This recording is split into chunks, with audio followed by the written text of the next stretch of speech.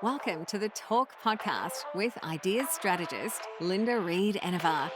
Talk is where we chat about ideas and inspiration you can use to market your business. Get ready for practical tips you can implement today with your host, Linda Reed-Enever. Hi, and welcome back, and thank you for joining me for another episode of Talk. I want to talk about community because I think community is one of the most valuable assets as a business owner can build or be part of, really. Yet it's also one of the areas business owners quite often measure the most poorly. What often happens is businesses try to measure community only using traditional marketing metrics: follower numbers, reach, likes, views. And whilst this is absolutely useful data, community impact usually shows up in much deeper ways than vanity metrics alone.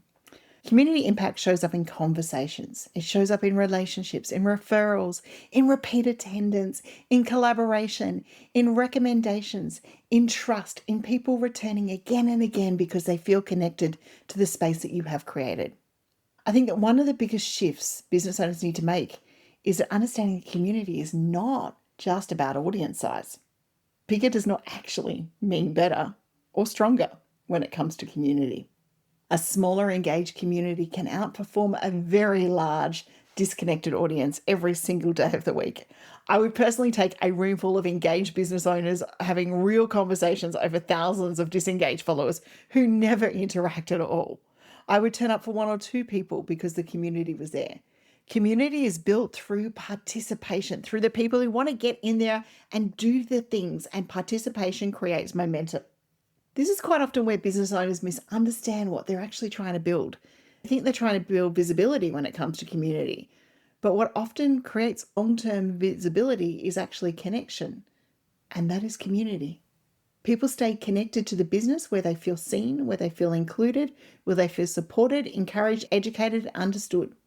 It's that feeling that matters. One of the reasons that communities like business have continued to grow over the years is because community was never purely built around promotion. BBB was built around, I want a space that my business owner mates and I can hang out with. Now I've got 32,500 of them. Yay for me. People are asking questions. People are helping each other out. They're sharing wins. They're sharing resources. And people show up consistently in conversations. Now there are ebbs and flows, but that's community behavior.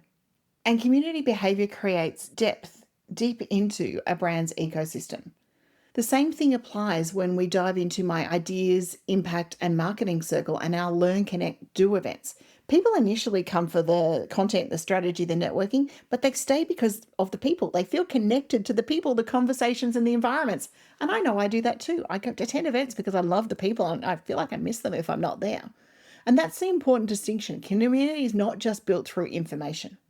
It's built through belonging, feeling like you need to be somewhere. And if you don't have belonging within your business, it's maybe something to think about, because belonging, to say you're a customer, you've just got to think of it. There's brands out there that do it all the time. Belonging allows people to feel like they're part of your journey.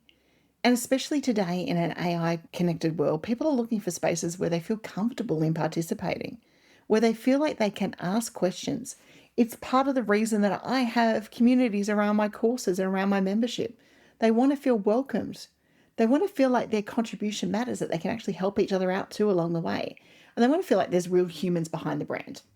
So this is why I encourage you today to stop thinking about community as a content strategy and start thinking about it as a relationship ecosystem, because that's what it is. While it's great and your content might bring people into the room, it is all about the relationships. And you hear me say that everything we do in business is PR. The same happens with community. It's connection that's going to encourage them to say, and it's the relationship that we're building. Now, one of the things we need to get better at in business is measuring the right indicators of community impact on our business. Because if we're only tracking the follower growth, we're missing a large component of the picture. The metrics we need to be looking at here are the deeper engagement signals. Who keeps returning? Who regularly comments? Who shares posts with others? Who sends you a DM after reading a newsletter or listening to your podcast? Because they're community. Who recommends your business in conversations when you're not even there and you're not even in the room? And I still love that moment when that happens because it feels amazing. Who refers clients to you? They might even still be a past client. Who participates consistently? And who brings other people into your ecosystem by sharing your stuff? These metrics matter because they tell you something very important. They tell you that you are connected to the community you're building. They have an emotional connection to what you're putting out there, and that it makes sure that we've got long-term visibility. In the world of social media, community is everything. Communities naturally create recommendation pathways.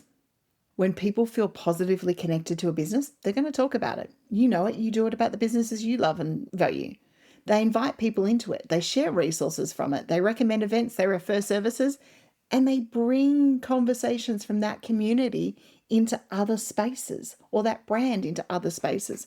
And that creates visibility that will extend well beyond what a business owner or a brand could create alone.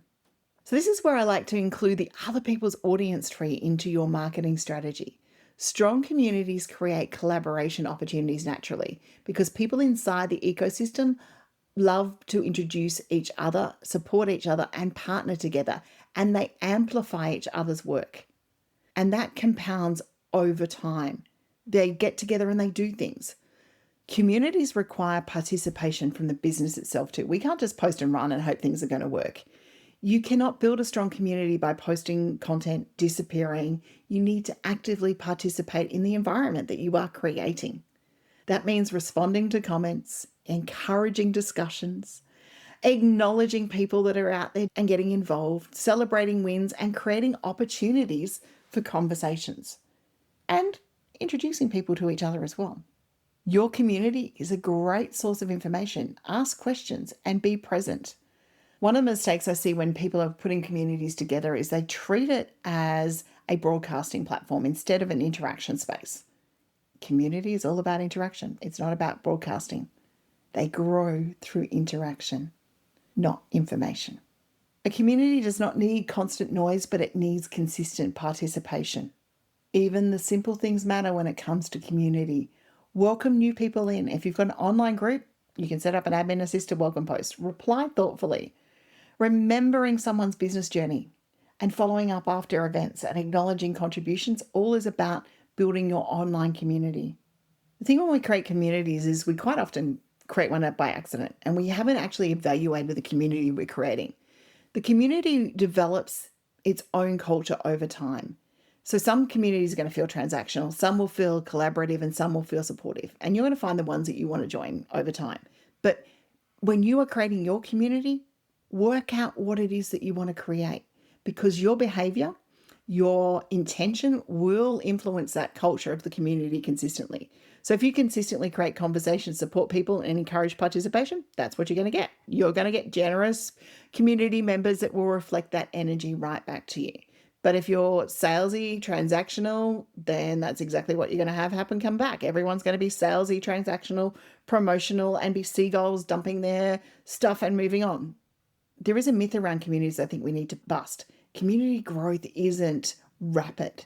It can be, but it takes time. Conversations need to compound. Recommendations need to compound. Relationships are built. They are not forced. And that means we need to give people time. Sometimes audience members will introduce new people into the space. Sometimes it's the same people coming back. Sometimes you'll find in your community someone will say, I've been quietly following, and now it's time to reach out.